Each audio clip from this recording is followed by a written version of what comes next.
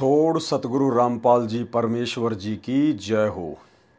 परमपिता परमात्मा, सारी सृष्टि के रचनहार, कुल मालिक, असंख्य ब्रह्मांडों के स्वामी, जगत गुरु, तीनों लोकों में प्रवेश करके सबका भरण पोषण करने वाले राजाधिराज, आत्माधार, नाथों के नाथ, देवों के देव महादेव, सर्वेश्वर महेश्वर, मृत्युंजय, अजरो अमर, आदि अनादि, सनातनी प्रभु, जगत पिता जगदीश्वर, श्री श्री 1008 की उपाधि के वास्तविक अधिकारी, अकाल मूर्त सौद स्वरूपी राम वासुदेव, सर्वगतम ब्रह्म, परम पूज्य, प्रथम पूज्य, परम संत, परम पुरुष, परम धनी, परम दयालु, सत्य कबीर, हक्का कबीर, अल्लाहु कबीर, अल्लाहु अकबर, बाखबर, अल्लाह ताला, जगत के तारणहार, जगत के मुक्तिदाता, जगत के जगन्नाथ, हारे के सहारे, हिंदुओं के राम, मुसलमानों के अल्लाह, सिखों के वाहिगुरु, ईसाइयों के मसीह, दया के सागर दयानिधि, करुणा के सागर करुणानिधि, स्वयंभू परिभू, संकट मोचन, कष्ट हरण, मंगल करण, दुख भंजन, अविगत कबीर, निर्विकार निर्विषम परमात्मा, अलय अलेख सतगुरु, आदि अनादि सतगुरु, असली मर्यादा पुरुषोत्तम, असली राम, असली कृष्ण, असली घनश्याम, असली मुरारी, राजाओं के राजा, महाराजाओं के महाराजा, शहंशाहों के शहंशाह, सम्राटों के सम्राट, भगवानों के भगवान, अल्लाहों के अल्लाह, प्रभुओं के प्रभु, मसीहाओं के मसीह, सच्चे वाहिगुरु, बाबाओं के बाबा, पीरों के पीर, सेठों के सेठ, जगत सेठ, सावड़सा सेठ, सर्वगुण संपन्न, अनंत कोटि कलाओं के स्वामी, अनंत कोटि ब्रह्मांडों के नायक, योगियों में महायोगी, ध्यानियों में महाध्यानी, सिद्धों में परम सिद्ध, ज्ञानियों में तत्वज्ञानी, ब्रह्म ज्ञानी, महाज्ञानी, परम ज्ञानी, सर्वश्रेष्ठ ज्ञानी, विज्ञानी, युवा कबीर, समरथ कबीर, असमवात अमित ओझा, सच्चे रहनुमा करीम अल्लाह, सुबहान अल्लाह, दुनिया के अंतिम पैगंबर, 8 सितंबर 1951 से गांव धनाना, जिला सोनीपत, हरियाणा, भारतवर्ष की पावन भूमि पे प्रकट रियल कल्कि भगवान श्री नारायण साकार हरि, श्री बाबा साहेब, संत श्रोमणी सतगुरु रामपाल जी परमेश्वर जी के चरण कमल में साध संगति से जुड़े हुए देश विदेश से हम सभी सत्सेवक भाई बहनों का अनंत कोटि दंडत प्रणाम। भाई और बहनों, दया परमपिता परमेश्वर जी की, सर्व सुखदायक, सर्व कष्ट हरण, मंगल करण सतगुरु रामपाल जी परमेश्वर जी की, जिनके शुभ आशीर्वाद से, जिनके विशेष वीआईपी आशीर्वाद से आप और हम सभी सत्सेवक आत्माएं जो कि साध संगति से जुड़ी हुई हैं और साध संगति से जुड़कर परमेश्वर का विशेष आशीर्वाद प्राप्त करके उनके तत्व ज्ञान को बखूबी समझकर उनके सतभक्ति मार्ग पर उन्हीं के चरणों में अपने आत्म कल्याणार्थ हेतु दृढ़ता के साथ में निरंतर आगे बढ़ रहे हैं। इस कलयुग की पिछली पीढ़ी में ये साध संगति मिलना परम सौभाग्य की बात है। सबसे पहला अहोभाग्य कि हमें सतगुरुदेव भगवान के रूप में स्वयं कबीर, अल्लाह कबीर परमात्मा मिले, और उसके बाद हमारा परम सौभाग्य कि उसी कबीर परमात्मा सतगुरु रामपाल जी परमेश्वर जी ने आप और हम सभी आत्माओं को इसी मनुष्य जन्म में शतलोक भेजने के लिए अपने ट्रेनिंग सेंटर साध संगति से भी जोड़ दिया। तो भाई और बहनों, ये सोने पे सुहागा है और ये सौभाग्य केवल परमेश्वर की युगों युगों से भक्ति करती आ रही उनकी विशेष आत्माओं को ही नसीब होता है। वर्तमान में ये बात भले ही हमारे खुद के भगत भाई बहनों को रास ना आए, उनको समझ ना आए, ये अलग बात है, ये उनके कमज़ोर भक्ति संस्कारों का ही नतीजा है। लेकिन आने वाले समय में ये बात बिल्कुल जग जाहिर हो जाएगी, ये क्लियर हो जाएगी कि संत रामपाल जी ने यदि अपना कोई सच्चा मुच्चा मार्ग, अपना यथार्थ 13वां कबीर मार्ग यदि शुरू कर रखा है तो साध संगतियों के माध्यम से ही शुरू कर रखा है। क्योंकि साध संगति से जुड़ी हुई भगत आत्माएं ही अभी तक सतगुरु रामपाल जी परमेश्वर जी को जान पाई हैं, पहचान पाई हैं, उन्हें कबीर भगवान के रूप में अपने हृदय में समा पाई हैं। और जिस प्रकार कबीर परमात्मा के साथ में व्यवहार किया जाता है, ठीक वही व्यवहार साध संगति से जुड़ी हुई आत्माएं ही अपने गुरुदेव भगवान के साथ में कर रही हैं। क्योंकि गीता जी में कहा गया है अध्याय 3 के श्लोक नंबर 13 में कि जो व्यक्ति पूर्ण परमात्मा को भोग लगाए बिना अन्न पकाते हैं, अन्न खाते हैं, वो तो समझो पाप ही खा रहे हैं। क्योंकि गीता चारों वेदों का सार है, निष्कर्ष है, और वेद परमात्मा का विधान है। तो परमात्मा के विधान अनुसार यदि कोई व्यक्ति उस पूर्ण परमेश्वर को भोग लगाए बिना अन्न खाता है तो वो व्यक्ति पाप खाता है, पाप। अब जगत वालों को तो पता नहीं कि पूर्ण परमात्मा कौन है, भोग क्या है, कौन सी भोग की आरती है, कैसे भोग लगाते हैं।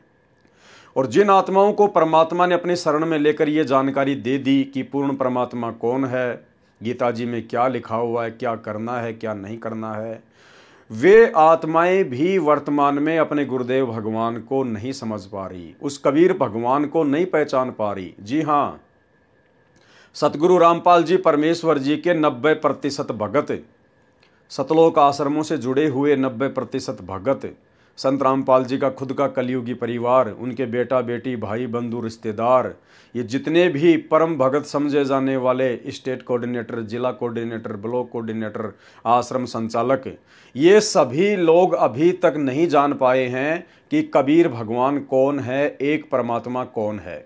ये सभी लोग अभी भी उसी 650 साल पुरानी मुर्दा बेजुबान फोटो को भगवान मान रहे हैं। जिस प्रकार एक बंदर जब उसका बच्चा मर जाता है तो उस मरे हुए बच्चे को अपना जीवित बच्चा मानकर सीने से लगाए फिरती है, तो यही स्थिति वर्तमान में सतलोक आश्रमों से जुड़े हुए भाई बहनों की है। ये उसी एक कागज के टुकड़े को कबीर परमेश्वर मानकर, जो कि 650 साल पहले आए थे, वर्तमान में किसी ने आइडिया लगाकर और दाढ़ी मूंछ वाली वो फोटो बना दी। गूगल पर आपको सैकड़ों फोटो मिल जाएंगी, कबीर दास के नाम से सर्च करेंगे तो इन लोगों ने उसी कागज की बेजुबान मुर्दा फोटो को कबीर भगवान समझ लिया और उसी को सीने से लगाए फिरते हैं, अपने लॉकेट में डालकर अपने घर पर पूजा स्थल पर रखते हैं, अपने घर की दीवारों पर फोटो बना के रखी हुई है। तो जब सतगुरु रामपाल जी परमेश्वर जी ने आकर यथार्थ तत्व ज्ञान दे दिया, और कोई 2, 4, 5 साल नहीं हुई है, बल्कि 30 वर्ष गुजर चुके हैं, कम नहीं होते हैं। 30 साल तक यदि किसी गधे को भी गीता पढ़ाई जाए तो वो भी बैकुंठ में जाने के लिए सहर्ष तैयार हो जाए। लेकिन सतगुरु रामपाल जी परमेश्वर जी के 30 साल के इतने अथक प्रयासों के बावजूद आज उनका परिवार, स्टेट कोऑर्डिनेटर, जिला कोऑर्डिनेटर और उन लोगों के पीछे अंधी होकर सतलोक आश्रमों में जाने वाली संगत भी नहीं समझ पाई है कि वास्तव में कबीर भगवान कौन है। इस बात को केवल साध संगति से जुड़े हुए सत्सेवक भाई बहनी जान पाए हैं, पहचान पाए हैं कि वो कबीर परमात्मा जो 650 साल पहले आए थे, जो द्वापर युग में आए थे, त्रेता में आए थे, सतयुग में आए थे, इसके अलावा वो परमात्मा ना जाने धरती पर करोड़ों अरबों बार प्रकट हो चुका है। वो कबीर भगवान आज सौभाग्य से हमें सतगुरु रामपाल जी परमेश्वर जी के रूप में उपलब्ध है, प्राप्त है, हमारे पूज्य गुरुदेव भगवान के रूप में सुलभ है। और उसके बाद जितनी भी सत्सेवक आत्माएं हैं जो साध संगति से जुड़ी हुई हैं, वो गीता जी के अध्याय 3 श्लोक नंबर 13 को फॉलो करते हुए प्रतिदिन सतगुरु रामपाल जी परमेश्वर जी को सर्वप्रथम भोग अर्पण करती हैं, भोग की आरती के साथ। एक होती है अन्नदेव की आरती, जो हम सभी भगत भाई बहन नाम दीक्षा के बाद गुरु आदेश से जब भी हम भोजन खाने के लिए बैठते हैं, थाली में जो भी रोटी चपाती या सब्जी होती है उसका एक टुकड़ा तोड़कर थोड़ा सा साइड में रख देते हैं और हम लोग अन्नदेव की आरती करते हैं कि गरीब सुख देना दुख मेटना, ताजा राखे तन, सुर 33 खुश किए, नमस्कार तो है अन्न, अंजल साहेब रूप है, शुद्धिया तृष्णा जाए, चारों युग प्रवान है, आत्म भोग लगाए, जो अपने सु और के एक पीड़ पिछान, भुखिया भोजन देत है, पहुँचेंगे परवान। अन्न देव तू अलख दयालम, तेरे पलड़े तुने ललालम, अन्न देव तू जगमग ज्योति, तेरे पलड़े तुले न मोती, वैरागर किस काम न आवे, अन्न देव तू सम्मन भावे, वैरागर है पत्थर भारी, अन्न देव तू आप मुरारी, खुदिया तृष्णा मेटे पीड़ा, तेरे पलड़े तुले न हीरा, दास गरीबी अन्न की महिमा, 3 लोक में जाकर रहमा। सभी भाई बहन इस प्रकार से अन्नदेव की आरती के साथ भोग लगाकर भोजन करते हैं। और ये अन्नदेव की आरती के साथ में भोग लगाकर भोजन करने की प्रक्रिया भी सतलोक आश्रमों से जुड़े हुए 70% भगत नहीं करते हैं। जिन लोगों को सारनाम तक प्राप्त हो गया है वो भी आज ज्यादातर अन्नदेव की छोटी और बड़ी आरती के साथ परमात्मा को भोग लगा के भोजन नहीं करते हैं। यानी ना ही तो भोजन करने से पहले अन्नदेव की छोटी आरती करते हैं और ना ही भोजन करने के बाद वो सारनामी भगत 70% आज भी जो सतलोक आश्रमों से जुड़े हुए हैं वो भोजन करने के बाद में बड़ी आरती भी नहीं बोलते हैं। लेकिन परमेश्वर को भोग लगाने के लिए इस आरती का प्रयोग नहीं किया जाता, अन्नदेव की छोटी और बड़ी आरती का। परमेश्वर कबीर साहिब जी को जब भोग लगाया जाता है तो भोग की आरती के साथ में भोग लगाया जाता है। और ये भोग की आरती कहाँ है? ये तीनों समय की आरती की जो पुस्तक है, नित्य नियम का जो गुटका है, उसमें परमात्मा ने संध्या आरती के बाद में अन्नदेव की छोटी और बड़ी आरती लिखी हुई है। उसके बाद में भोग लगाने की विधि लिखी हुई है। यानी अन्नदेव की आरती अलग है और परमात्मा को भोग लगाने की विधि अलग है, वो आरती अलग है। तो वो आरती परमात्मा ने उसी पुस्तक में अन्नदेव की आरती के बाद में लिखा हुआ है। भोग लगाने की विधि मोकू कहाँ ढूंढे रे बंदे, मैं तो तेरे पास में, वहां से शुरू होती है। तो आज सतगुरु रामपाल जी परमेश्वर जी की लाखों की करोड़ों की संगत में से यदि सतगुरु रामपाल जी परमात्मा को कबीर भगवान मानकर और यदि प्रतिदिन उनको अपने घर पर कोई भोग लगाता है विधि विधान से भोग की आरती के साथ में, तो केवल सत्सेवक भाई बहन ही लगाते हैं। सर्वप्रथम अपने बिस्तर पर बैठे बैठे या दरबार साहिब के सामने खड़े होकर हाथ मुंह धोकर या बिना हाथ मुंह धोए सर्वप्रथम हम लोग अपने गुरुदेव भगवान का जयकारा लगाते हैं। उसके बाद में मंगलाचरण करते हैं और मंगलाचरण के तुरंत बाद में सतगुरु महिमा की 8 वाणियों का प्रतिदिन उच्चारण करते हैं। समर्थ साहेब रतन उजागर, सत्य पुरुष मेरे सुख के सागर, जूनी संकट मेटो गुसाई, चरण कमल की मैं बलि जाही, भाव भक्ति दी जो परवाना, साधु संगति पूर्ण पद ज्ञाना, जन्म कर्म मेटो दुख दंदा, सुख सागर में आनंद कंदा, निर्मल नूर जहूर जुहारम, चंद्र गता देखो दीदारम, तुम हो बंकापुर के वासी, सतगुरु काटो यम की फांसी, मेहरबान हो साहिब मेरा, गगन मंडल में दीजो डेरा, चकवे चिदानंद अविनाशी, रिद्धि सिद्धि दाता सब गुण राशि, पिंड प्राण जिन दीने दाना, गरीब दास जाकू कुर्बाना। ये 8 वाणियां प्रतिदिन सतगुरु रामपाल जी परमेश्वर जी के आदेश अनुसार, क्योंकि परमात्मा ने कबीर सागर के सरलार्थ में ये लिखा हुआ है कि बच्चों सुबह उठते ही सबसे पहले चाहे बिस्तर पर बैठे बैठे या खड़े होकर सबसे पहले अपने गुरुदेव भगवान का जयकारा, फिर मंगलाचरण और उसके बाद सतगुरु महिमा की ये विशेष 8 वाणियां आपने प्रतिदिन बोलनी चाहिए। इससे परमात्मा प्रसन्न होता है, आपका भक्ति धन बढ़ता है। उसके बाद हम भगत भाई बहन जैसा भी अपनी प्रतिदिन की जो क्रिया है, जैसे कि मतलब फ्रेश होना है या नहाना धोना है, हाथ मुंह धोना है, उसके बाद सर्वप्रथम हम गुरुदेव भगवान की आरती करते हैं। सुबह का नित्य नियम करते हैं जो तकरीबन 40 से 45 मिनट का होता है और वो भी हम विधि विधान से करते हैं। परमेश्वर का जो भक्ति विधान है उसके अनुसार करते हैं। सतगुरुदेव भगवान के समक्ष भक्ति बोध पुस्तक हाथ में लेकर और खड़े होकर हम सतगुरु महिमा में सुबह का नित्य नियम करते हैं।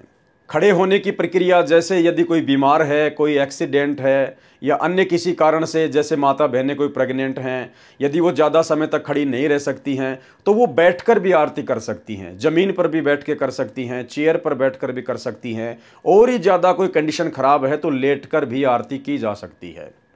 लेकिन जो स्वस्थ हैं वो भगत भाई बहन खड़े होकर और भक्ति बोध पुस्तक को हाथ में लेकर, क्योंकि भक्ति बोध पुस्तक गुरुदेव भगवान ने हमें पाठ करने के लिए दी है, तीनों समय की आरतियों का पाठ करने के लिए दी है। ये मोबाइल से आरती करना, मोबाइल से आरती सुनना, ये केवल विशेष परिस्थितियों के लिए है। कोई बुजुर्ग है, कोई अनपढ़ है, कोई नेत्रहीन है, ये उन आत्माओं के लिए है, ना कि स्वस्थ और युवा भक्तों के लिए। तो हम परमेश्वर जी के भक्ति विधान अनुसार खड़े होकर और हाथ में भक्ति बोध पुस्तक लेकर परमेश्वर जी की संपूर्ण आरती मालिक की वाणियों में ध्यान रखते हुए करते हैं। बीच बीच में चाहो तो परमात्मा जी को चंवर भी कर सकते हो। जैसे एक परिवार में 5 मेंबर हैं या 10 मेंबर हैं और वो सुबह का नित्य नियम कर रहे हैं या रमेणी कर रहे हैं या संध्या आरती कर रहे हैं, तो सभी 5-5 मिनट या 10-10 मिनट परमेश्वर जी को चंवर भी कर सकते हैं तीनों आरतियों के समय।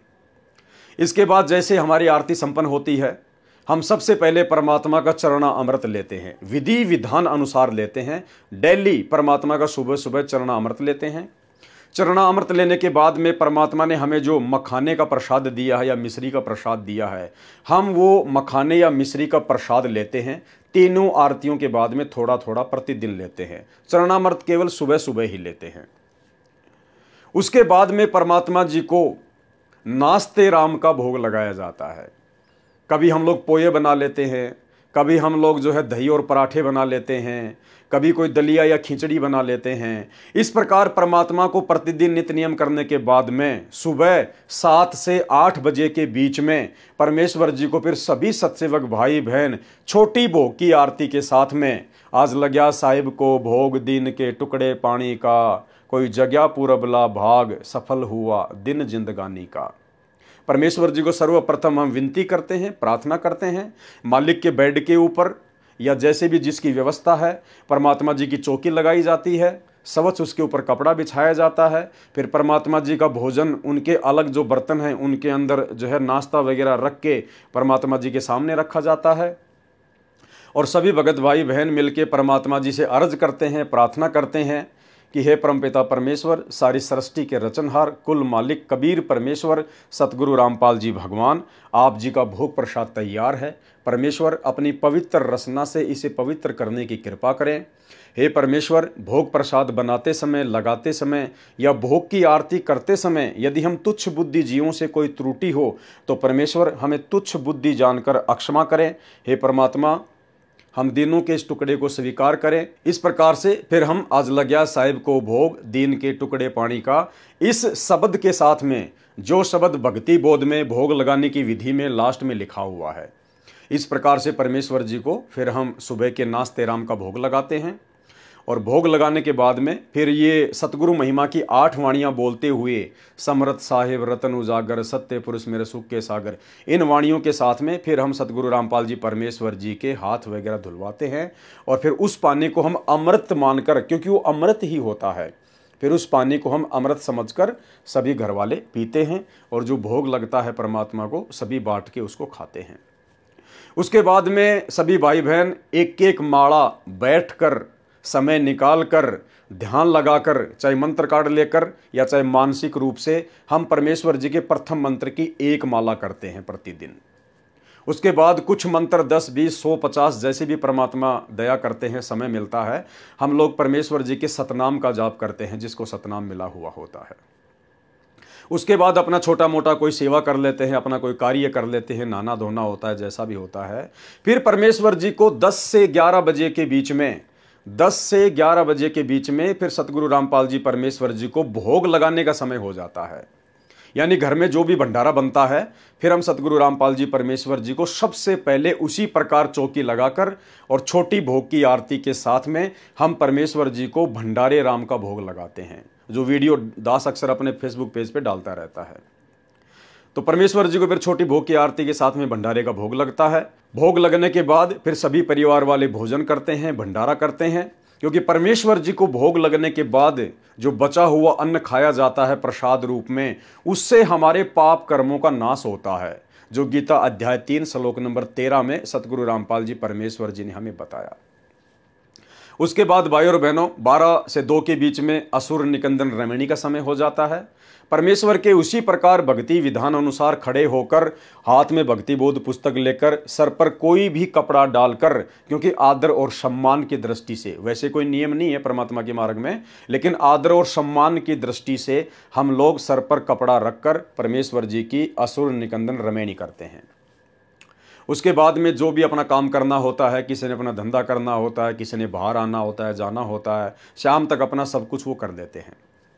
फिर जो भगत भाई बहन फ्री होते हैं या जिनके घर पर माता बहनें होती हैं, जिनकी भक्तमतियाँ होती हैं, वो फिर शाम को 4 बजे के आसपास परमात्मा को फल फ्रूट का भोग लगाती हैं।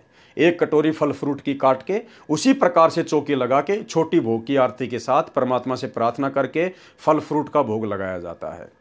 वो फिर प्रसाद रूप में खाया जाता है। इसके अलावा जैसे ही सूरज ढलता है, उस समय सभी मिलकर संध्या आरती करते हैं। उसी विधि विधान से परमेश्वर के द्वारा दी गई तीनों समय की पुस्तक भक्ति बोध को हाथ में लेकर खड़े होकर परमेश्वर जी की आरती स्तुति करते हैं, उस आरती का पाठ करते हैं। और उसके बाद 8 से 8:30 के आसपास फिर से परमात्मा को रात्रि में भंडारे का भोग लगाते हैं, छोटी भोग की आरती के साथ में। उसके बाद परमेश्वर का सत्संग वगैरह सुन लेते हैं, दिन में सुन लेते हैं। तो इस प्रकार से भाई और बहनों, हम सत्सेवक भाई बहनों का जो प्रतिदिन का नित्य क्रम है भक्ति मार्ग का, वो रहता है। अब बहुत सारी मन में शंका उत्पन्न हो जाएंगी, भाई फिर काम धंधा कब करेंगे। भाई 11 बजे आप सुबह फ्री हो जाते हैं परमात्मा को भंडारे का भोग लगा के, फिर आपने क्या करना पड़ता है, फिर आपने शाम के समय 7 बजे आरती करनी पड़ती है। तो बीच में आपके पास में 8-9 घंटे हैं। 8-9 घंटे में क्या करोगे? परमात्मा ने तो काम धंधे के लिए केवल 8 घंटे के लिए कहा है, आपके पास तो 9 घंटे पड़े हैं। क्या करोगे? खूब काम कीजिए, आप जितना कमाना उतना कमाइए। और परमेश्वर की शरण में आने के बाद, सतगुरु रामपाल जी परमेश्वर जी की शरण में आने के बाद फिर भगत को बैल और गधे की तरह कमाने की आवश्यकता नहीं पड़ती है, क्योंकि परमात्मा हमें ये ज्ञान देकर, ये उपदेश देकर, हमारी जितनी भी बुराइयां होती हैं, फालतू का खान पीन होता है, फालतू के खर्चे होते हैं, नशा वगैरह होता है, सब कुछ परमात्मा छुड़वा देते हैं। त्योहार वगैरह, बात छुचक, लेन देन, शादी विवाह, दहेज, सब कुछ परमात्मा छुड़वा देते हैं। तो खर्चा तो हमारा कोई रहा ही नहीं। और उसके बावजूद साथ संगति से जुड़ने के बाद ना हम बाहर का खाना खाते, ना कोई फास्ट फूड खाते, ना कोई कचौरी समोसे खाते, ना फालतू की चीज़ों का संग्रह करते। तो भाई आपको ज़्यादा कमाने की आवश्यकता कहाँ है? जहां आप पहले 12 घंटे कमा कर भी अपने परिवार का पालन पोषण नहीं कर पा रहे थे, अब सतगुरु रामपाल जी की शरण में आने के बाद विधि विधान से यदि आप उनकी भक्ति करेंगे, यदि आप 5 घंटे भी काम कर लेंगे, तो परमात्मा 12 घंटे से ज़्यादा आपको 5 घंटे में दे देगा। ये समर्थ है। तो भाई और बहनों, ये तो केवल काल प्रेरित आत्माओं की, या जिन आत्माओं को अभी अपने गुरुदेव भगवान की पहचान नहीं है, केवल उनके लिए बहानेबाजियां हैं कि इतना समय कैसे निकलेगा, इतना समय कहाँ से लाएंगे, सारा दिन ये कैसे करेंगे। अरे भगवान के लिए तो 24 घंटे भी कम है, अगर करना पड़े तो 24 घंटे भी कम। तो इस प्रकार से भाई और बहनों, जिनको ये भक्ति मार्ग समझ में आ जाएगा, जिनको ज्ञान समझ में आएगा, और जिनके अंदर उन क्रियाओं को करने की लालसा होगी, तड़प होगी, तो समर्थ धरती पर है। वो समय भी देगा, आपको धन भी देगा, सब कुछ करेगा परमात्मा। जब सत्सेवक भाई बहनों के साथ में परमात्मा इस प्रकार से कर रहा है, तो आप आश्रम वालों के साथ में भी परमात्मा करेगा, यदि आप गुरु को भगवान मान के साथ संगति से जुड़कर भक्ति करोगे तो भाई और बहनों, इस प्रकार से परमपिता परमेश्वर जी के प्रति हमारे हृदय में, हमारी आत्मा में वो प्रेम जागृत होगा। क्योंकि ज़्यादा से ज़्यादा समय जब हम अपने परमात्मा की सेवा में बिताएंगे, परमात्मा के द्वारा दी गई भक्ति में बिताएंगे, परमेश्वर के नज़दीक रह के बिताएंगे, तो परमेश्वर के प्रति हमारा प्रेम उमड़ेगा, प्यार उमड़ेगा। और इस प्यार के उमड़े बिना हम परमात्मा प्राप्ति नहीं कर सकते। एक छोटा सा सत्संग जिसमें गुरुदेव ने हमें यही समझाने का प्रयास किया है। एक चीज़ का ध्यान रखना, अब आपको पता ही चल गया है कि सतगुरु रामपाल जी परमात्मा स्वयं कबीर भगवान है। इसके बावजूद भी ये अपने आप को छुपाते हुए बीच बीच में कहते हैं कि ये दास वो भगवान नहीं है जिस भगवान की आपको चाहत है। ये दास तो परमात्मा का भेजा हुआ दास है। तो आपको पता ही चल गया होगा कि सतगुरु रामपाल जी परमेश्वर जी के द्वारा इस प्रकार से परमात्मा होते हुए अपने आप को परमात्मा ना कहना, ये उनके मिशन का एक हिस्सा है। परमेश्वर ऐसा क्यों कहते हैं, आप साथ संगत वालों को पता ही चल गया। तो इन बातों पे ध्यान ना दीजिए। बाकी जो परमेश्वर हमें कह रहे हैं भक्ति के ऊपर अपने प्रति प्रेम उमड़ाने के लिए, वो संदेश आप जी सुन लीजिए। कहते हैं बिना प्रेम पावे नहीं चे करोड़ समाधि ला। और इस प्यार को जागृत करने के लिए, इस प्यार को आप परमात्मा के प्रति बढ़ाने के लिए आपका जो ट्रीटमेंट चल रहा है, ये सारा जो उपचार है परमात्मा में प्यार बढ़ाने का। जितना भी प्यार आपका भगवान में बढ़ जाएगा, उसके बाद आपको संसार में उस मालिक के अतिरिक्त कोई नजर नहीं आएगा। और वो मालिक कैसा है, कौन है, उसको नहीं जानते। इसलिए परमात्मा ने यही कहा है कि मम संत मुझे जान मेरा ही स्वरूपम। मेरे संत को मेरा ही रूप मान लेना, मैं मुझे ही मान लेना। जैसे गुरु भगवान नहीं है, गुरु तो भगवान को मिलाने का, प्राप्त करवाने का एक मीडिया है, लेकिन वो पूर्ण परमात्मा का कृपा पात्र है। बंदी छोड़ सतगुरु रामपाल देव पूर्ण परमेश्वर जी की जय हो। बंदी छोड़ सतगुरु रामपाल देव पूर्ण परमेश्वर जी की जय हो। बंदी छोड़ सतगुरु रामपाल देव पूर्ण परमेश्वर जी की जय हो। काहे भटक रहा इंसान, पहचान धनाना वाले को काहे भटक रहा इंसान। पहचान धनाना वाले को, पहचान धनाना वाले को, गुरुदेव धनाना वाले को, पहचान धनाना वाले को, गुरुदेव धनाना वाले को। काहे भटक रहा इंसान। पहचान धनाना वाले को, काहे भटक रहा इंसान।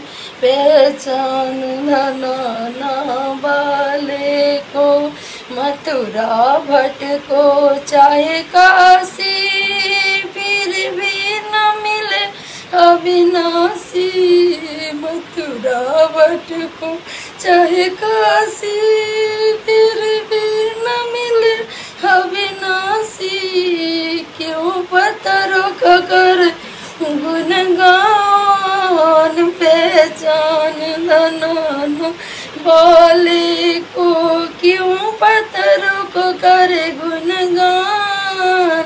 पहचान धनाना वाले को, काहे भटक रहा इंसान। पहचान धनाना वाले को, काहे भटक रहा इंसान। पहचान धनाना वाले को, पहचान धनाना वाले को, गुरुदेव धनाना वाले को। पहचान धनाना वाले को, गुरुदेव धनाना वाले को। काहे भटक रहा इंसान। पहचान धनाना वाले को। मस्जिद भटको चाहे मंदिर, सतगुरु है घट के अंदर। मस्जिद भटको चाहे मंदिर, सतगुरु है घट के अंदर। ये जगत का तारनहार। पहचान धनाना वाले को, ये जगत का तारनहार। पहचान धनाना वाले को, काहे भटक रहा इंसान।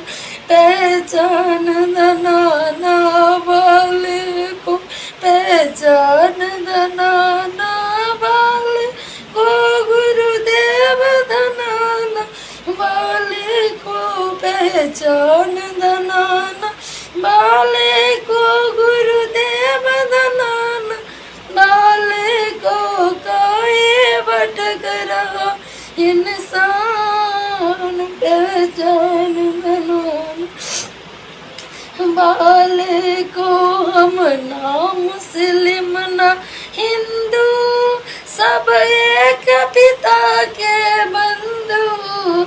हम ना मुस्लिम ना हिंदू, सब एक पिता के बंधु। छोड़ के जाति धर्म अभिमान। पहचान धनाना वाले को, छोड़ के जाति धर्म अभिमान। पहचान धनाना वाले को, काहे भटक रहा इंसान। पहचान धनाना वाले को, पहचान धनाना वाले को, गुरुदेव धनाना वाले को। पहचान धनाना वाले को, गुरुदेव धनाना वाले को। काहे भटक रहा इंसान। पहचान धनाना वाले को। जप कर ले चाहे तप कर ले, चाहे जल गंगा से भर ले। जप कर ले चाहे तप कर ले, चाहे जल जल गंगा से भर ले, तेरे सर लटके तलवार, पहचान धनाना वाले को, तेरे सर लटके तलवार, पहचान धनाना वाले को। काहे भटक रहा इंसान, पहचान धनाना वाले को, पहचान धनाना वाले को। गुरुदेव धनाना वाले को, पहचान धनाना वाले को। गुरुदेव धनाना वाले को। काहे भटक रहा इंसान, पहचान धनाना वाले को। चाहे राम जपो हनुमान जपो, चाहे राधे राधे श्याम जपो, चाहे राम जपो हनुमान जपो, चाहे राधे राधे श्याम जपो। तू भूल गया करतार, पहचान धनाना वाले को। तू भूल गया करतार, पहचान धनाना वाले को। काहे भटक रहा इंसान, पहचान धनाना वाले को, पहचान धनाना वाले को। गुरुदेव धनाना वाले को, पहचान धनाना वाले को।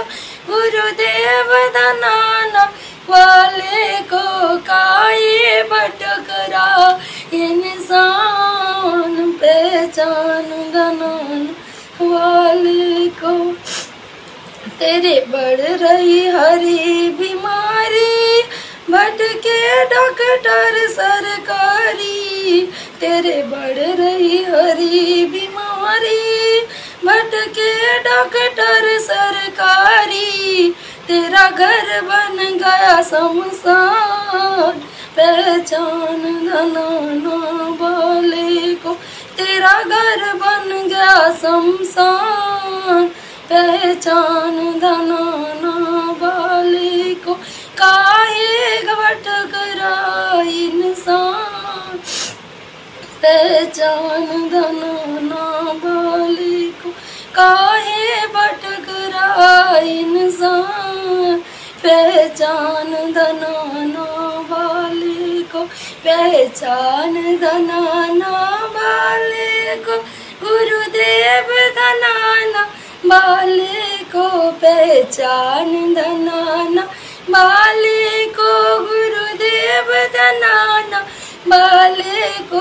काहे भटक रहा इंसान, पहचान धनाना वाले को। तेरी जाई उमरिया बीती, सतगुरु से कर ले प्रीति। तेरे जाए उमरिया बीती, सतगुरु से कर ले प्रीति। तू पल भर का मेहमान, पहचान धनाना वाले को। तू पल भर का मेहमान, पहचान धनाना वाले को। काहे भटक रहा इंसान, पहचान धनाना वाले को, पहचान धनाना वाले को। गुरुदेव धनाना वाले को, पहचान धनाना वाले को। गुरुदेव धनाना वाले को। काहे भटक रहा इंसान, पहचान धनाना वाले को। काहे भटक रहा इंसान, पहचान धनाना वाले को। थारी साथ संगत करी पूजा, मारा और नहीं कोई दूजा।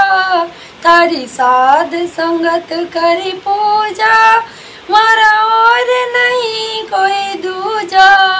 गुरु रामपाल जी भरतार, पहचान नाना वाले को। गुरु रामपाल जी भरतार, पहचान नाना वाले को। काहे भटक रहा इंसान, पहचान नाना वाले को। काहे भटक रहा इंसान, पहचान नाना वाले को। पहचान नाना वाले को, गुरुदेव बनाना वाले को। पहचान नाना वाले को, गुरुदेव बनाना वाले को। काहे भटक रहा इंसान, पहचान नाना वाले को। काहे भटक रहा इंसान, पहचान नाना वाले को। बंदी छोड़ सतगुरु रामपाल देव पूर्ण परमेश्वर जी की जय हो। बंदी छोड़ सतगुरु रामपाल देव पूर्ण परमेश्वर जी की जय हो। बंदी छोड़ सतगुरु रामपाल देव पूर्ण परमेश्वर जी की जय हो। तो भाई और बहनों, ये एक छोटी सी जानकारी थी उन समस्त भगत भाई बहनों के लिए जो अभी साध संगति से जुड़ नहीं पाए हैं, जिनको अभी वो संपूर्ण ज्ञान भक्ति मार्ग का हो नहीं पाया है, जिनको परमात्मा के मिशन की अच्छे से समझ नहीं है, या जिनके भक्ति संस्कार कमज़ोर हैं, जो अभी भी गुरुदेव के परिवार के पीछे अंधे होकर अपनी मर्यादा तोड़कर टूटी फूटी भक्ति में लगे हुए हैं। लेकिन टूटी फूटी भक्ति से बात नहीं बनेगी। भक्ति तो परमात्मा के भक्ति विधि विधान अनुसार ही करनी पड़ेगी, और जब हमारी करने की इच्छा होगी तो परमात्मा भरपूर सहयोग करते हैं। तो पुस्तक भक्ति और भगवान के ऊपर वीडियो बनाने की श्रृंखला जारी है, और इसी श्रृंखला में आज हमारा ये 16वें नंबर का वीडियो है। काफ़ी कुछ शंका समाधान प्रश्नोत्तरी हो चुकी है। अब आगे जो जिज्ञासु भगत सवाल कर रहा है उसका सवाल नंबर है 30, प्रश्न नंबर 30। तो क्या है? माता के भगत अधिकतर काले रंग से परहेज करते हैं, तो क्या कबीर पंथियों के शिष्यों को भी किसी विशेष ऐसे किसी नियम का पालन करना होता है? एक और बात, सिर पर टोपी या कपड़ा स्त्री और पुरुष को कब कब रखना चाहिए, अर्थात हर पवित्र लेख पढ़ते समय या सत्संग सुनते समय भी इसका कोई कारण है? यानी सवाल करता सतगुरु रामपाल जी परमेश्वर जी से सवाल कर रहा है कि जैसे माता जी के जो भगत होते हैं वो काले रंग से परहेज करते हैं, तो क्या कबीर पंथ में भी इस प्रकार का कोई नियम है? इसके अलावा स्त्री या पुरुष कबीर पंथ में सर पर कोई सफ़ेद कपड़ा या टोपा या टोपी किसी पुस्तक को पढ़ते समय, किसी लेख को पढ़ते समय रखना जरूरी होता है या नहीं होता है? तो गुरुदेव भगवान क्या आदेश दे रहे हैं उन्हें? उत्तर, ये मूर्खों का नियम है। गुरुदेव ने बताया इस प्रकार का जो नियम है ये मूर्खों का नियम है। कबीर परमेश्वर के मार्ग में ऐसा कुछ भी नहीं है। लेकिन भाई सतगुरु रामपाल जी परमात्मा के मार्ग में तो ऐसा है, फिर गुरु जी यहाँ क्यों मना कर रहे हैं? भाई जब सतलोक आश्रमों में 3 दिन का पाठ प्रकाश होता है, या हमारे गुरुदेव भगवान के समय जब 3 दिन का पाठ प्रकाश होता था, तो जब भी आदरणीय गरीबदास जी महाराज जी के सदग्रंथ साहिब को पढ़ने के लिए कोई भी पाठी बैठा करता था, तो आप सबको पता है कि वो अपने सर पर सफ़ेद कपड़ा बांधकर ही गरीबदास जी के सदग्रंथ साहिब को पढ़ता है।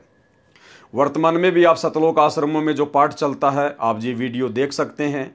गुरुदेव भगवान के आप जी पुराने वीडियो देख सकते हैं। जब जब गुरुदेव भगवान पाठ प्रकाश किया करते थे स्वयं बैठकर, तो परमात्मा सर पर सफ़ेद कपड़ा पहनकर ही गरीबदास जी के सदग्रंथ साहिब को पढ़ा करते थे, और वर्तमान में भी यही प्रक्रिया जारी है। तो फिर सतगुरु रामपाल जी भगवान ने क्यों मना किया कि कबीर पंथ में सर पर कपड़ा बांधकर किसी पुस्तक को पढ़ना कोई अनिवार्य नहीं है, ये तो मूर्खों का नियम है? देखो भाई और बहनों, सवाल जो कर रहा है वो है जगत वाला, वो अभी संत रामपाल जी की शरण में नहीं है, और वो कह रहा है कि क्या किसी पवित्र लेख को पढ़ते समय सर पर कोई कपड़ा बांधना जरूरी है? तो गुरुदेव कह रहे हैं बिल्कुल भी जरूरी नहीं है, ये मूर्खों का नियम है।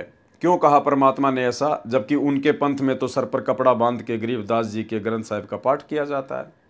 क्योंकि सवाल करने वाला जगत से है, वो अभी अनुपदेशी है, भक्ति मार्ग से नहीं जुड़ा है। इसलिए परमात्मा कह रहे हैं कि जो पवित्र जो लेख है, पवित्र लेख तो केवल पृथ्वी पर दो ही है। पवित्र लेख तो पृथ्वी पर दो ही है, या तो कबीर सागर है या फिर गरीबदास जी महाराज जी का सदग्रंथ साहिब है, जिसको सूक्ष्म वेद कहा जाता है।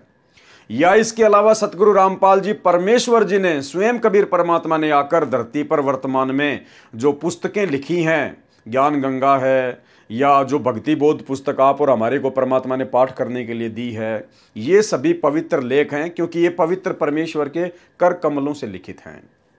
लेकिन जो वेद हैं, जो गीता जी हैं, कुरान पुराण है, उनके हिसाब से परमात्मा जगत वाले को समझा रहे हैं कि भाई वो पवित्र लेख नहीं है, क्योंकि वेदों में पूर्ण परमात्मा की पूर्ण प्राप्ति का मार्ग नहीं है। गीता जी में पूर्ण परमात्मा की पूर्ण प्राप्ति का संपूर्ण मार्ग नहीं है। 18 पुराणों में पूर्ण परमात्मा की पूर्ण प्राप्ति का कंप्लीट मार्ग नहीं है, इसलिए वो पूर्णतया पवित्र लेख नहीं है। इसलिए गीता, वेद, कुरान, पुराण, बाइबल, 18 पुराण, इनको पढ़ते समय सर पर कोई कपड़ा आदर या सम्मान की दृष्टि से बांधना कोई आवश्यक नहीं है। लेकिन जब बात आती है पूर्ण पवित्र लेख की, जो पूर्ण परमेश्वर के द्वारा लिखे जाते हैं, जिनमें संपूर्ण भक्ति का विधान होता है, वो भक्ति मार्ग के मंत्र छुपे हुए होते हैं, जिन शास्त्रों से परमात्मा ने हमें मंत्र निकाल के दिए, जिन शास्त्रों से परमात्मा ने हमें तीनों समय की आरती निकाल के दी, और जिन शास्त्रों को विशेष तौर पर आधार बनाकर परमात्मा हमें भक्ति मार्ग समझाते हैं, उसको कहते हैं पवित्र लेख। तो उन पवित्र लेखों को यदि पढ़ते समय आप जी अपने सर पर कोई कपड़ा बांधना चाहें आदर और सम्मान की दृष्टि से, वैसे कोई नियम नहीं है, लेकिन आदर और सम्मान की दृष्टि से यदि आप जी ऐसा करना चाहें तो कर सकते हैं। जैसे परमात्मा सतगुरु रामपाल जी स्वयं गरीबदास जी के सदग्रंथ साहिब का पाठ करते समय स्वयं भी सर पर सफ़ेद कपड़ा बांधते हैं, और अन्य किसी भगत को यदि आदेश देते हैं पाठी के रूप में पाठ करने का, तो सदग्रंथ साहिब का पाठ करते समय वो पाठी भी सर पर सफ़ेद कपड़ा बांधकर ही पाठ करता है।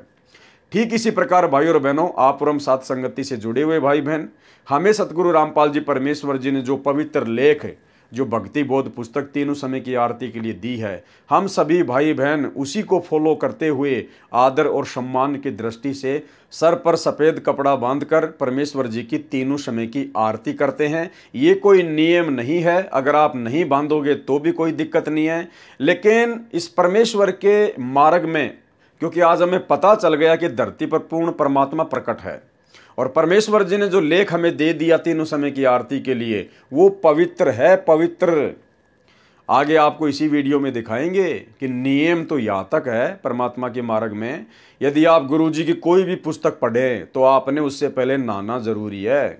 जबकि एक सत्संग में तो गुरु जी कहते हैं कि नहाए धोए क्या होए जो मन का मैल न जाए, और मीन सदा जल में रहे तन की बांस न जाए। वहाँ तो परमात्मा रिजेक्ट कर रहे हैं कि नहाने धोने की कोई आवश्यकता नहीं है। और अभी आपको आगे दिखाएंगे जिसमें सतगुरु रामपाल जी परमेश्वर कह रहे हैं कि कोई भी पवित्र पुस्तक पढ़ने से पहले नहाना जरूरी है। अगर विशेष परिस्थितियों में ना नहा पाएं तो बात अलग है, अन्यथा जैसे सुबह की हम आरती करते हैं, जो सुबह की आरती करने से पहले नहाना जरूरी है। परमात्मा की किसी भी पुस्तक को यदि हम पढ़ते हैं ज्ञान प्राप्ति के लिए तो नहाना जरूरी है। और विशेष परिस्थितियों में हाथ पैर धो के काम चलाया जा सकता है, लेकिन नहाना जरूरी है। सतगुरु रामपाल जी ने स्वयं इस पुस्तक भक्ति और भगवान में लिखा हुआ है। तो ठीक इसी प्रकार भाई और बहनों, सर पर कपड़ा बांधना कोई जरूरी नहीं होता है, लेकिन जिन पुण्य आत्माओं को ये भक्ति मार्ग समझ में आ जाएगा, जब भक्ति का आगे का ज्ञान समझ में आएगा, जब स्वयं परमात्मा धरती पर प्रकट हैं सतगुरु रामपाल जी, जब ये समझ में आएंगे तो आदर और सम्मान की दृष्टि से भगत सर पर कोई कपड़ा डालकर ही तीनों समय की आरती करेगा। लेकिन यहाँ सतगुरु रामपाल जी परमेश्वर जी ने उस जगत वाले भाई को, जो कि अभी भक्ति मार्ग से जुड़ा नहीं है, उसको उसी आधार से समझाते हुए लिखा है कि यह मूर्खों का नियम है, कबीर परमेश्वर के मार्ग में ऐसा कुछ भी नहीं है। प्रश्न नंबर 31, यानी सतगुरु रामपाल जी परमेश्वर जी से फिर किसी जगत वाले भाई ने यह सवाल किया, स्त्रियों को पुरुषों की अपेक्षा थोड़ा अपवित्र शरीर प्राप्त होता है, जबकि ऐसा कुछ भी नहीं है, लेकिन ये उसकी अपनी सोच है। क्योंकि माता बहनें होती हैं, वो हर महीने माहवारी से गुजरती हैं, यानी उनको पीरियड होते हैं, इसलिए वो अपनी सोच आधार से कह रहा है कि स्त्रियों का शरीर पुरुषों की अपेक्षा थोड़ा अपवित्र माना जाता है, जबकि संत रामपाल जी की भक्ति मार्ग में ऐसा कुछ भी नहीं है, दोनों बराबर हैं। स्त्रियों का पुरुषों की अपेक्षा थोड़ा अपवित्र शरीर होता है या माना जाता है, तो क्या वो स्त्री की आत्मा पूरा महीना नाम का जाप और किसी पवित्र लेख का या ग्रंथ का पठन पुरुषों की भांति कर सकती है? जब स्त्रियों को नाम लेना हो तो उनके लिए कोई विशेष दिन है? क्या नाम हर स्त्री पुरुष को प्रतिदिन स्नान करके जपना चाहिए? ध्यान रखना भाई और बहनों, ये सवाल क्या पूछा जा रहा है। क्या नाम हर स्त्री पुरुष को प्रतिदिन स्नान करके जपना चाहिए या फिर मन में हर समय जपने का अधिकार है, चाहे शरीर पवित्र या अपवित्र? इसी प्रकार कोई ग्रंथ भी स्नान करके पढ़ना चाहिए या ऐसे ही पढ़ सकते हैं? ये ध्यान रखना, इसी प्रकार कोई भी ग्रंथ स्नान करके पढ़ना चाहिए या ऐसे ही पढ़ सकते हैं। अर्थात स्त्रियां मासिक धर्म में नाम का जाप करें या पवित्र ग्रंथ पढ़ें तो क्या वो पाप की भागी नहीं बनेंगी? क्योंकि उस समय स्त्री शरीर को बहुत अपवित्र माना जाता है। क्योंकि जब मेरी पत्नी ने सरस्वती मंत्र लिया था तो बताया गया था कि स्त्रियां मासिक धर्म के दिनों में पवित्र माला को हाथ ना लगाएं। कृपया ये शंका पूरी तरह दूर करें, क्योंकि एक स्त्री मासिक धर्म में किसी पवित्र मंदिर में, शायद बाबा बालकनाथ के मंदिर में चली गई थी, तो तब से वहाँ स्त्रियों का जाना मना है। इसलिए ये बताएं कि स्त्रियों के लिए विशेष नियम क्या है, कहीं ऐसा न हो कि नाम लेकर भी सतलोक न जा सकें। ये सभी स्त्रियों के लिए जानना अत्यंत आवश्यक है। तो सतगुरु रामपाल जी परमेश्वर जी ने इन सभी सवालों का फिर क्या जवाब दिया? उत्तर, यह अनजानों का नियम है, यह अनजान व्यक्तियों का नियम है कि स्त्रियों को मासिक धर्म के समय जब उनका पीरियड शुरू होता है उस समय वो माला को हाथ नहीं लगा सकती, या खाना नहीं बना सकती, या आरती नहीं कर सकती, या पूजा पाठ नहीं कर सकती, या अपने भगवान को भोग नहीं लगा सकती। परमात्मा कहते हैं ये मूर्खों का बनाया गया नियम है। ये जितने भी नकली साधु संत महात्मा जो अपने शास्त्रों से अपरिचित थे, जो तत्व ज्ञान से अपरिचित थे, ये उनकी मन गढ़ंत कहानियां हैं। भक्ति मार्ग में ऐसा कुछ भी नहीं है। स्त्री पुरुष दोनों परमेश्वर की रचना है। उनके शरीर में जो भी बदलाव होता है वो परमात्मा की इच्छा से होता है, जो नियम परमात्मा ने बनाया हुआ है। यह अनजानों का नियम है। कबीर साहिब के मार्ग में शुतक यानी बच्चे के जन्म के दौरान और पातक यानी किसी की मृत्यु के दौरान या स्त्रियों के मासिक धर्म के दौरान धार्मिक पुस्तकें पढ़ना, दीप ज्योति जलाना व मंत्र जाप करना बंद नहीं करना होता है। यानी कबीर परमात्मा के मार्ग में सतगुरु रामपाल जी परमेश्वर जी से उपदेश लेने के बाद में माता बहनों का मासिक धर्म किसी भी प्रकार से भक्ति मार्ग में कोई बाधा उत्पन्न नहीं करता है। हमने वही सारी क्रियाएं, आरती करना, दीपक लगाना, खाना बनाना, पुस्तकें पढ़ना, मंत्र जाप करना, सत्संग सुनना, सब कुछ करना होता है। किसी प्रकार की कोई बाधा नहीं है। वो केवल एक शरीर की प्राकृतिक प्रक्रिया है, उसमें किसी का कोई दोष नहीं है। इसलिए भक्ति मार्ग में माता बहनों का मासिक धर्म के दौरान पूजा पाठ करना कोई बाधा उत्पन्न नहीं करता है। प्रतिदिन की तरह ही करते रहना चाहिए। स्नान करना जरूरी है। देखो क्या कह रहे गुरुदेव भगवान। जब उस भगत ने ये सवाल किया ना, जगत वाले व्यक्ति ने, वो भगत नहीं है, जगत वाले ने, कि किसी भी पवित्र लेख को या पुस्तक को पढ़ते समय नहाना जरूरी है या नहीं है। आपने जो सवाल पहले जो देखा था, जिसमें उसने किया था कि इसी प्रकार कोई ग्रंथ भी स्नान करके पढ़ना चाहिए या ऐसे ही पढ़ें, तो गुरुदेव ने फिर क्या जवाब दिया? स्नान करना जरूरी है। क्या कह रहे हैं गुरुदेव? स्नान करना जरूरी है। यदि किन्हीं परिस्थितियों में स्नान नहीं भी कर पाए तो हाथ पैर मुंह धोकर पवित्र पुस्तकें पढ़ सकते हैं। यानी विशेष परिस्थितियों में अगर आप नहीं नहा पाते हैं तो फिर हाथ पैर मुंह धोकर पवित्र पुस्तकें पढ़ सकते हैं। तो परमेश्वर ने यहाँ ये भी क्लियर कर दिया, सतगुरु रामपाल जी भगवान ने, कि भाई देखो, जब आपको ज्ञान हो जाएगा इन पुस्तकों की, परमात्मा के कर कमलों से लिखित इन पुस्तकों की, भक्ति बोध की, इन ग्रंथों की, जब आपको महिमा का ज्ञान होगा कि भाई सतगुरु रामपाल जी तो स्वयं कबीर भगवान हैं और इनके द्वारा लिखी गई पुस्तकें कोई सामान्य पुस्तक नहीं है। अरे वो वेद ना जाने परमात्मा ने वो कब लिखे थे? सृष्टि की शुरुआत में लिखे थे। उसके बाद वेद व्यास जी ने गीता जी लिखी, भगवान ने नहीं लिखी, वेद व्यास जी ने फिर गीता जी लिखी, चारों वेदों का सार निकाल के। उसको भी लोग, गीता जी को भी जो कि एक इंसान के द्वारा लिखी गई थी, उसको भी लोग नहा धो के पठन पाठन करते हैं शुद्ध होके। तो आज तो धरती पर स्वयं अल्लाह, स्वयं कबीर परमात्मा, स्वयं सबका प्रभु प्रकट है। और सतगुरु रामपाल जी ने जो पुस्तकें लिख दी, आरती के लिए विशेष तौर पर जो पुस्तक हमें दे दी, तो क्या हम उसको ऐसे कहीं भी पटक देंगे, कहीं भी रख देंगे, कैसे भी हम उसका पठन पाठन कर लेंगे? तो गुरुदेव कह रहे हैं कि नहाना जरूरी है।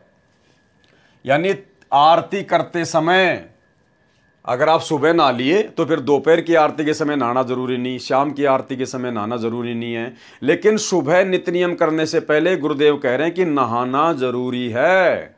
अगर किसी विशेष परिस्थिति में ना पाए, जैसे कोई बीमार है या अन्य कोई प्रॉब्लम है, या सर्दी आपको ज्यादा सता रही है, तो बात अलग है, तो फिर हाथ मुंह पैर धो के काम चलाओ, लेकिन नहाना जरूरी है। तो भाई दास को भी इस बात का आज ही पता चला है मालिक के आशीर्वाद से, क्योंकि मैं इन पुस्तकों को पहले नहीं पढ़ता हूँ, थोड़ा बहुत पढ़ता हूँ हल्का हल्का, लेकिन जब लाइव आता हूँ उसी समय परमात्मा दया करते हैं। तो दास को भी मालूम पड़ा है। तो भाई ये परमेश्वर का आदेश है आप और हमारे लिए। यदि हम सामान्य परिस्थिति में हैं तो सुबह नहाकर ही हमने परमेश्वर का नित्य नियम करना चाहिए।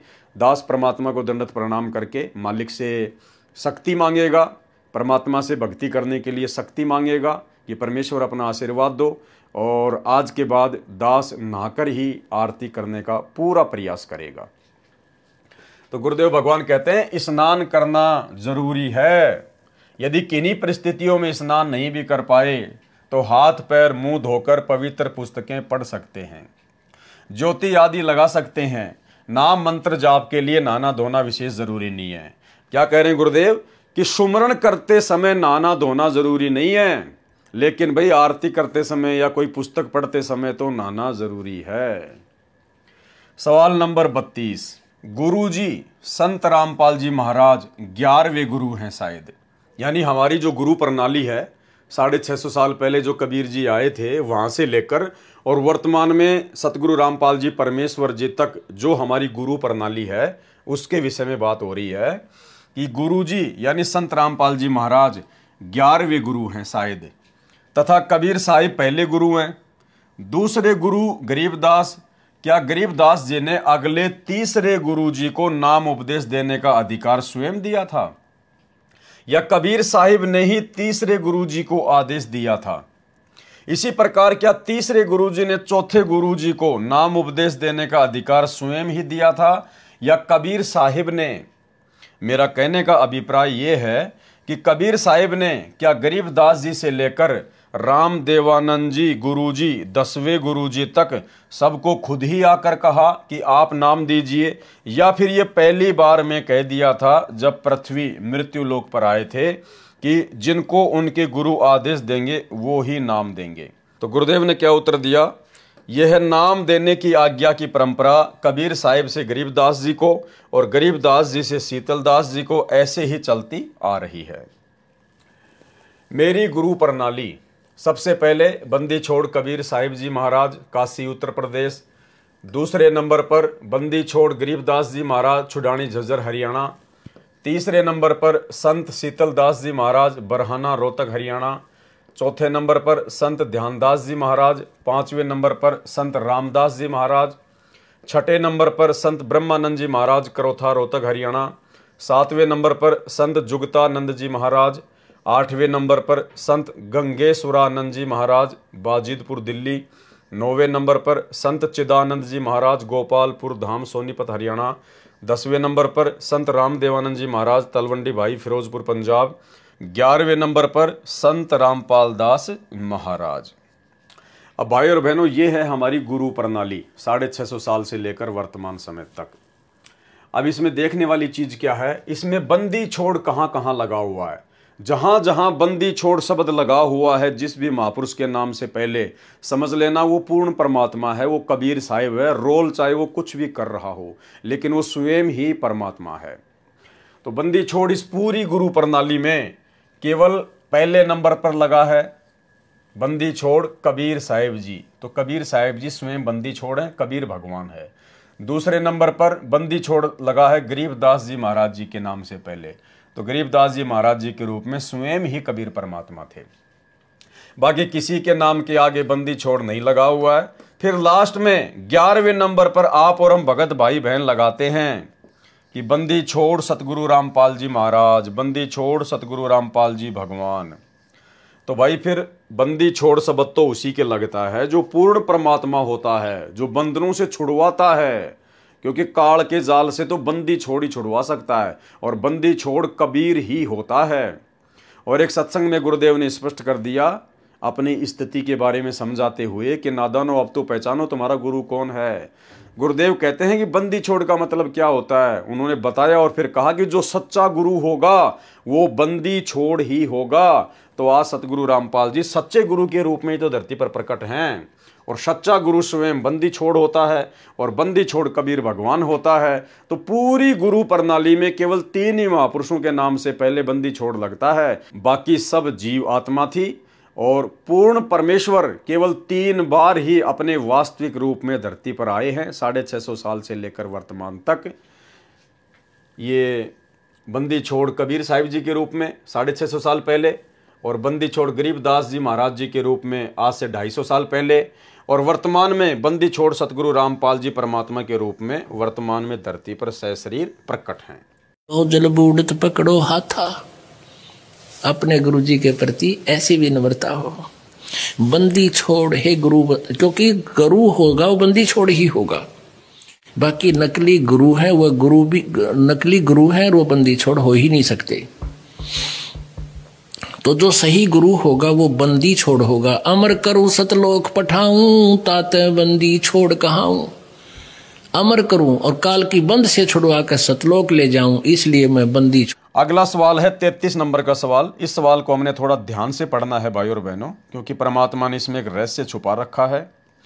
क्योंकि देखो बहुत सारी बातें साध संगति में दास जो बोलता है ना, तो बहुत सारे भाई बहनों को शंका हो जाती है कि गुरु जी से तो हमने कभी सुना ही नहीं, किसी सत्संग में सुना ही नहीं।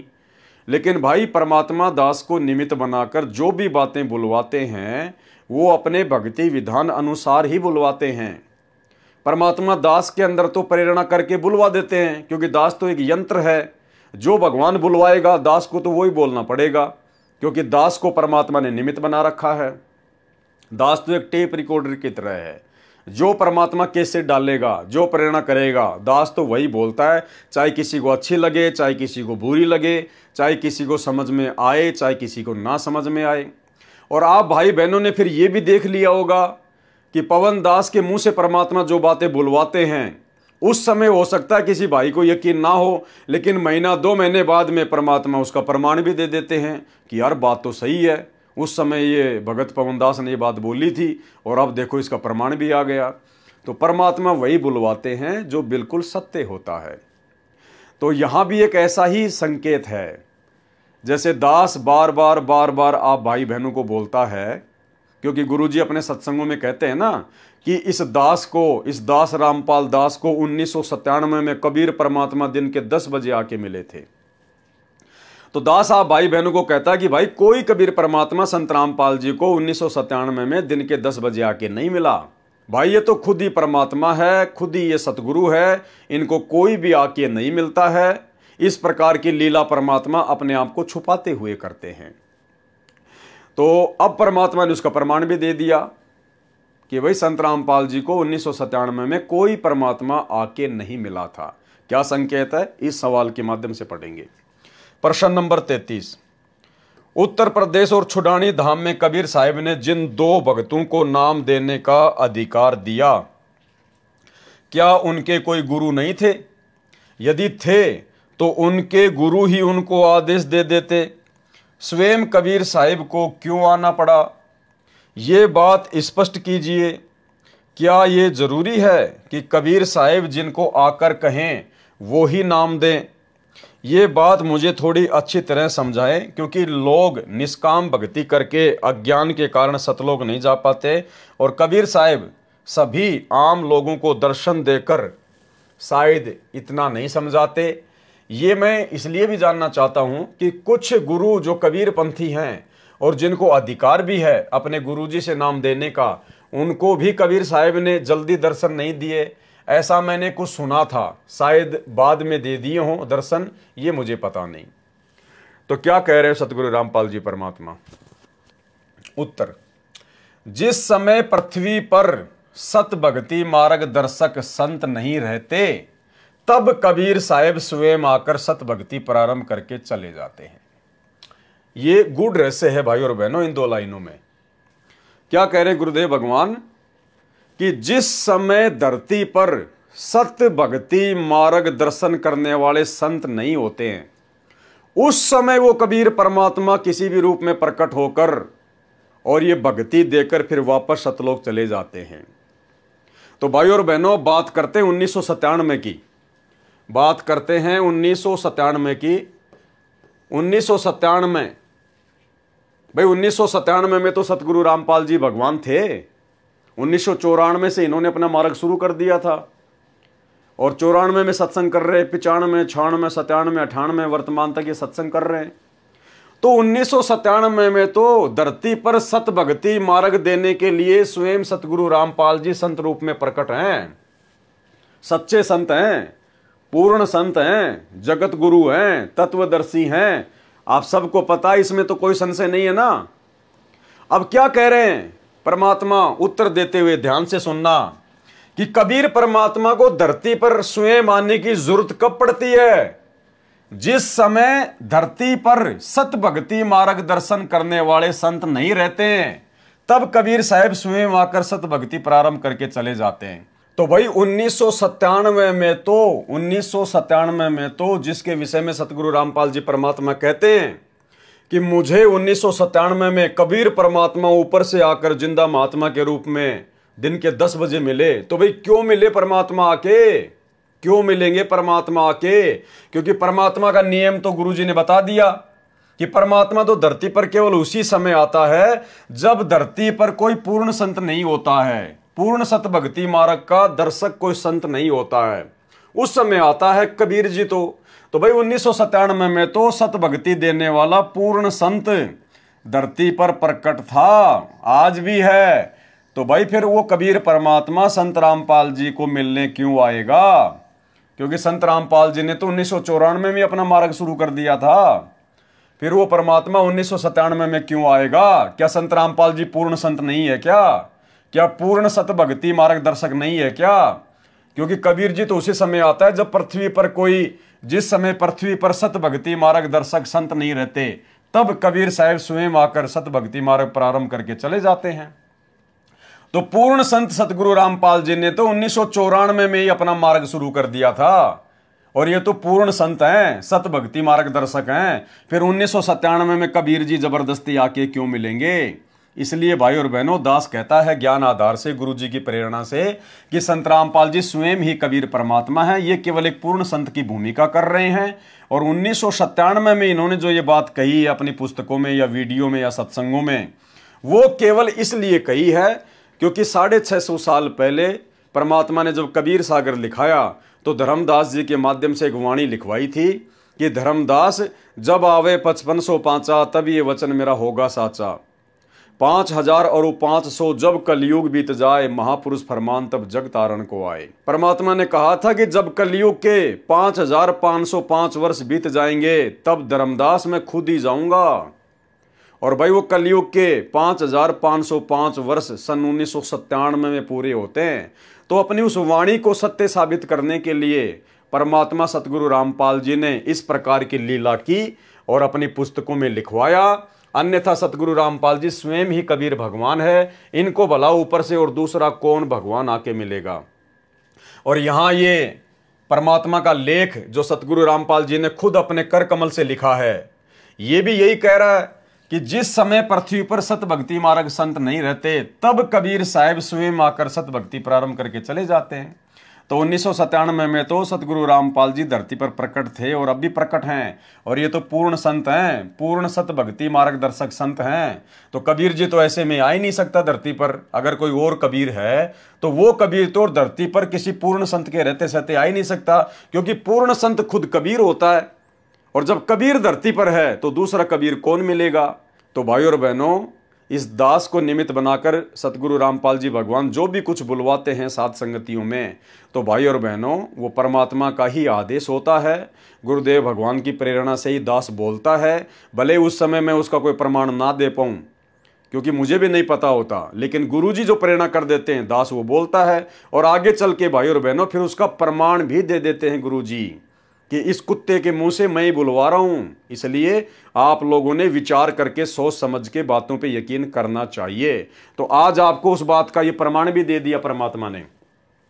और इसीलिए गुरुदेव भगवान ने इस पवित्र पुस्तक भक्ति और भगवान के विषय में एक वीडियो में कहा था कि ये पुस्तक भक्तों को जरूर पढ़नी चाहिए। ये पुस्तक आपको सेंटर में रखेगी, आपकी सारी शंकाओं का समाधान कर देगी। तो भाई और बहनों, आज आपके सामने ये सबूत भी आ गया कि 1997 में संत रामपाल जी को कोई कबीर परमात्मा सतलोक से आकर नहीं मिला था। जिस बात की याद दिलाने के लिए इन सतलोक आश्रमों में एक नहर बना रखी है, वहां पर एक स्कूटर खड़ा कर रखा है, नहर पर संत रामपाल जी नीचे बैठे हैं, कबीर जी ऊपर दिखाए जा रहे हैं कि ऐसे ऐसे दिन के 10 बजे संत रामपाल जी को कबीर जी आके मिले थे, जैसे इन लोगों ने अपनी आंखों से देखा हो। तो इन आश्रमों में तो पूरी तरह से झूठ और पाखंड पर भक्तों को आधारित कर दिया गया है। पूरी तरह से ड्रामेबाजी में आश्रमों को तब्दील कर दिया गया है, मनोरंजन के साधन बना दिए गए हैं। लेकिन सच्चाई परमात्मा ने जो बुलवानी है वो तो बुलवानी है, और सच्चाई सच्चाई रहेगी। और सच्चाई आज आपकी आंखों के सामने आ भी गई है। जिस समय पृथ्वी पर सत भक्ति मार्ग संत नहीं रहते, तब कबीर साहब स्वयं आकर सत भक्ति प्रारंभ करके चले जाते हैं। और जिन संतों को नाम देने का अधिकार नहीं है, वे भी नाम देते हैं जो गुमराह कर रहे हैं। प्रश्न नंबर 34, जब कबीर साहिब ने आप संत रामपाल जी महाराज को दर्शन दिए, तो क्या कबीर जी ने आपको नाम देने का स्वयं ही आदेश दिया था? इस प्रश्न के कारण आप सोच रहे होंगे कि मैं बहुत ज़्यादा शंकी हूं, लेकिन ऐसी बात नहीं है। मैंने आपका सत्संग सुना टीवी पर, वहीं से मुझे सारा ज्ञान प्राप्त हुआ। मुझे तो पहले ये नहीं पता था कि कबीर साहिब भगवान है। मुझे आज के समय में गुरुजी से ज़्यादा श्रद्धा किसी और में नहीं है। बस ये डर है कि कबीर जी किसे नाम देने का अधिकार घोषित करते हैं, जिसे वो स्वयं कहें या जिसे सतगुरु कहे। मैं आपसे इस प्रश्न के लिए माफ़ी चाहता हूँ। तो गुरुदेव ने क्या उत्तर दिया कि मुझे किसने नाम उपदेश देने का अधिकार दिया? मुझे संत रामपाल दास को नाम देने की आज्ञा मेरे पूज्य गुरुदेव स्वामी राम देवानंद जी ने दी। कबीर साहिब हमारे परमेश्वर हैं, वे समय समय पर मुझ दास को संभालते रहते हैं। अब आपको समझ में आ गया होगा भाई और बहनों कि क्योंकि परमात्मा ने गुरु को आधार बनाकर ही भक्ति करवानी होती है। परमात्मा ने गुरु को सर्वप्रथम आगे रखकर ही भक्ति करवानी होती है। तो सतगुरु रामपाल जी के जो गुरु थे, मुंह बोले गुरु थे, आदरणीय राम देवानंद जी, वो तो कोई पूर्ण संत नहीं थे, वो तो कोई पूर्ण सतगुरु नहीं थे। लेकिन आप और हमें गुरु महिमा समझाने के लिए सतगुरु रामपाल जी परमेश्वर जी ने लीला करते हुए हर बात के लिए उन्हीं को महत्वता दी है। तो स्वयं सतगुरु रामपाल जी कबीर भगवान होते हुए भी ये कह रहे हैं कि मुझे संत रामपाल दास को नाम देने की आज्ञा मेरे पूज्य गुरुदेव स्वामी राम देवानंद जी ने दी। कबीर साहिब हमारे परमेश्वर हैं, वे समय समय पर मुझ दास को संभालते रहते हैं। तो ये आप सबके सामने आ गया है। संत रामपाल जी को संभालने वाला कोई नहीं है सृष्टि में। ये संत रामपाल जी पूरी सृष्टि को अकेले संभाल रहे हैं। यही कबीर भगवान है जो तीनों लोकों में प्रवेश करके सबका भरण पोषण करते हैं। भला इनको संभालने की हिम्मत किसके अंदर है? तो ये तो आप और हमें अच्छे से पता ही चल गया कि परमात्मा अपने आप को छुपाते हैं कि मैं दास हूँ, मैं प्रतिनिधि हूँ, मेरे को तो कबीर जी ने भेजा है।